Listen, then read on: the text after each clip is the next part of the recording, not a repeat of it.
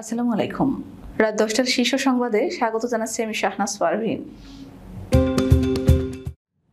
ভালো সম্পর্ক ছাড়া বাংলাদেশ ভারতের গত্যন্তর নেই, ডয়েসে ফেলেকে ডক্টর ইউনূস। সাবেক ডিএমপি কমিশনার আসাদুজ্জামানকে মারতে তেড়ে যান এক যুবক। যে কোনো সময় দেশে ফিরবেন হাসিনা, ফোনালাপ ফাঁস। খালেদা জিয়া একটু সুস্থ হলে চিকিৎসার জন্য বিদেশে নেওয়া হবে, ব্যক্তিগত চিকিৎসক।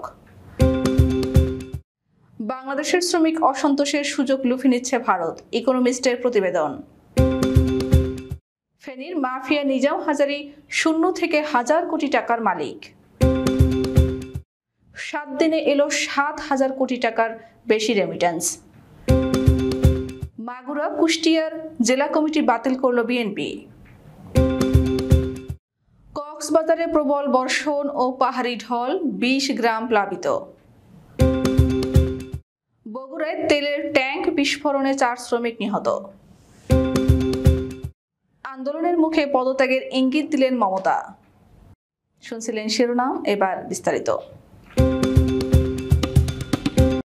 ভারত আমাদের প্রতিবেশী এবং আমাদের একমাত্র প্রতিবেশী বলা যায়, কারণ 4 দিক থেকেই ভারত আমাদের আছে।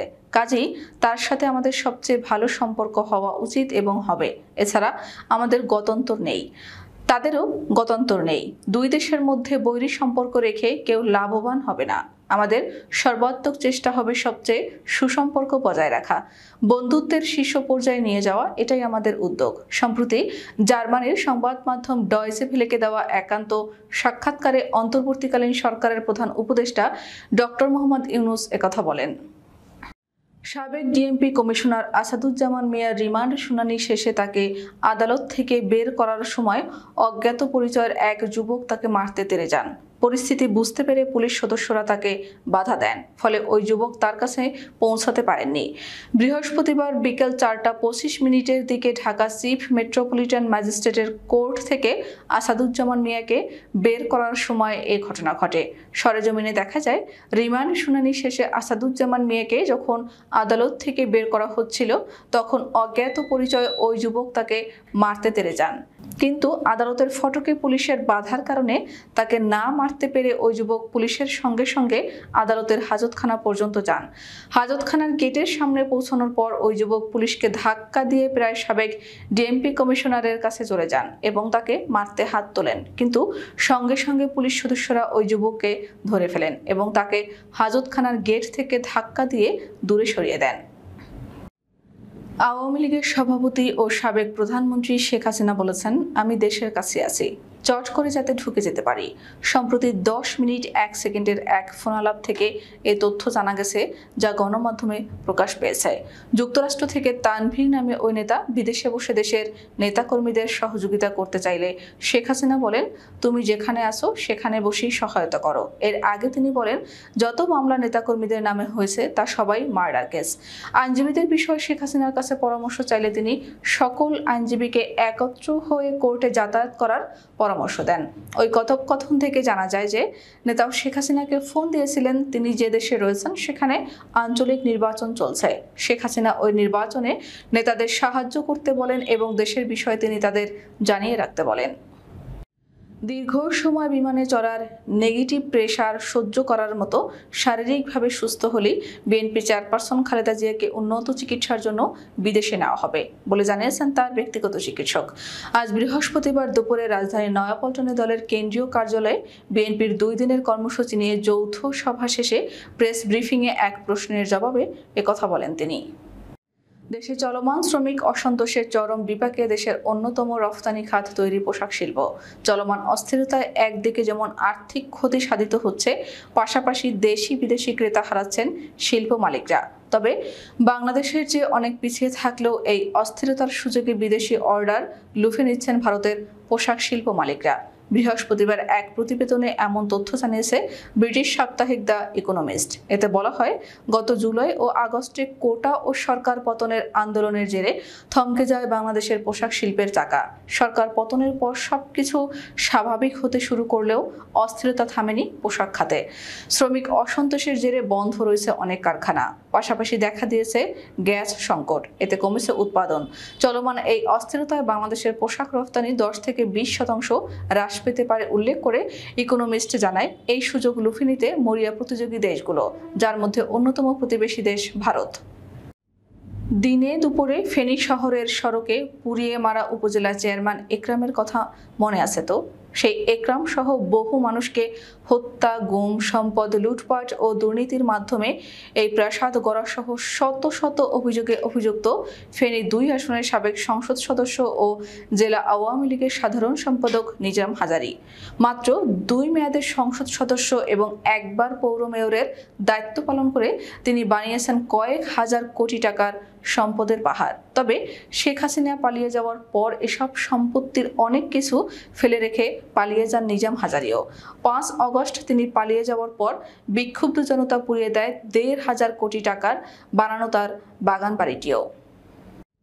চলতি সেপ্টেম্বর মাসের প্রথম 7 দিনে দেশে বৈধ পথে এসেছে 58 কোটি 45 লাখ ডলারের রেমিটেন্স। দেশীয় মুদ্রায় যায় পরিমাণ 7,014 কোটি টাকা। সম্প্রতি কেন্দ্রীয় ব্যাংকের প্রকাশিত সবশেষ হালনাগাদ প্রতিবেদন থেকে এ তথ্য জানা গেছে।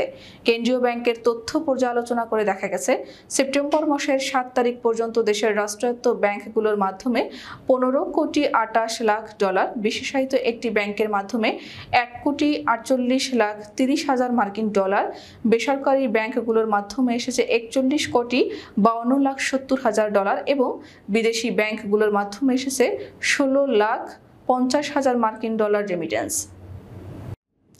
মাগুরা ও কুষ্টিয়া জেলা কমিটি বাতিল করেছে বিএনপি। আজ বৃহস্পতিবার দলটির সিনিয়র যুগ্ম মহাসচিব অ্যাডভোকেট রুহুল কবির রিজভী এই কমিটি বাতিল করেন। কমিটি বাতিলের বিজ্ঞপ্তিতে বলা হয়েছে, মাগুরা জেলা বিএনপির আহ্বায়ক কমিটি মেয়াদোত্তীর্ণ হওয়ায় দলের সিদ্ধান্ত অনুযায়ী বাতিল করা হয়েছে। অতি সত্বর মাগুরা জেলা বিএনপির কমিটি ঘোষণা করা হবে। বিজ্ঞপ্তিতে আরও বলা হয়, কুষ্টিয়ার বিএনপি জেলা নির্বাহী কমিটি মেয়াদোত্তীর্ণ হওয়ায় দলের সিদ্ধান্ত অনুযায়ী বাতিল করা হয়েছে। অতি সত্বর কুষ্টিয়া জেলা বিএনপির কমিটি ঘোষণা করা হবে। গত 2 দিন ধরে কক্সবাজারে প্রবল বর্ষণ অব্যাহত রয়েছে। পাহাড়ি ঢলে নিম্নাঞ্চলে বসবাসকারী পরিবার পানিবন্দী হওয়ার শঙ্কা দেখা দিয়েছে। জেলার শতাধিক গ্রামে পানি প্রবেশ করে নিম্নাঞ্চল প্লাবিত হয়েছে। বৃষ্টিপাত অব্যাহত থাকার কারণে ফের বন্যার আশঙ্কা করছে আবহাওয়া অধিদপ্তর। বৃহস্পতিবার প্রবল বৃষ্টির কারণে পর্যটন এলাকা, কলাতলী পৌর এলাকার অধিকাংশ ওয়ার্ড, চকরিয়া, পেকুয়া, কুতুবদিয়া, রামু, উখিয়া, টেকনাফ, ঈদগাঁও, কক্সবাজার সদরের নিম্নাঞ্চলের পানি বৃদ্ধি পাওয়ায় নতুন করে বিভিন্ন গ্রাম প্লাবিত হয়েছে। বন্যায় ক্ষতির মুখে পড়েছে বীজতলা, পানের বরজ এবং সবজি ক্ষেত। ইতিমধ্যে 8 উপজেলার লক্ষাধিক মানুষ পানিবন্দী হয়ে পড়েছে। বাঁকখালী এবং মাতামুহুরী নদীর পানি বিপদসীমার উপর দিয়ে প্রবাহিত হচ্ছে, ফলে নতুন করে বিভিন্ন এলাকা প্লাবিত হচ্ছে। টেকনাফে 2 দিনের ভারী বর্ষণে 20 গ্রাম প্লাবিত হয়েছে। বগুড়ার শেরপুরে একটি বেসরকারি কোম্পানিতে তেলের কন্টেইনার বিস্ফোরণে 4 শ্রমিক নিহত হয়েছেন। এই ঘটনায় আহত হয়েছেন আরও 3 শ্রমিক। তাদের অবস্থাও আশঙ্কাজনক বলে জানিয়েছেন চিকিৎসক। বৃহস্পতিবার দুপুর 12:30টার দিকে ঢাকা বগুড়া মহাসড়ক সংলগ্ন উপজেলার ভবানীপুর ইউনিয়নের সোনকা নামক স্থানে অবস্থিত মজুমদার প্রোডাক্টস লিমিটেড এই বিস্ফোরণের ঘটনা ঘটে। কলকাতার আরজিকর কাণ্ড ঘিরে গেল কয়েকদিন ধরে উত্তাল ভারতের পশ্চিমবঙ্গ। এমন পরিস্থিতির মধ্যে এবার পদত্যাগ করার ইঙ্গিত দিয়েছেন রাজ্যের মুখ্যমন্ত্রী মমতা বন্দ্যোপাধ্যায়। ভারতীয় সংবাদ মাধ্যম এনডিটিভি বৃহস্পতিবার এক প্রতিবেদনে এ তথ্য জানিয়েছে। এতে বলা হয়েছে, চিকিৎসকদের সঙ্গে সমস্যার মধ্যেই পদত্যাগ করতে রাজি বলে মন্তব্য করেছেন মমতা।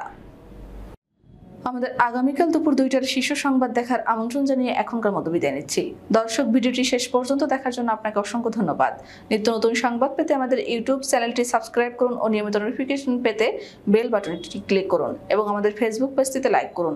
এছাড়াও আমাদের ভিডিওতে লাইক দিয়ে শেয়ার করুন। আল্লাহ হাফেজ।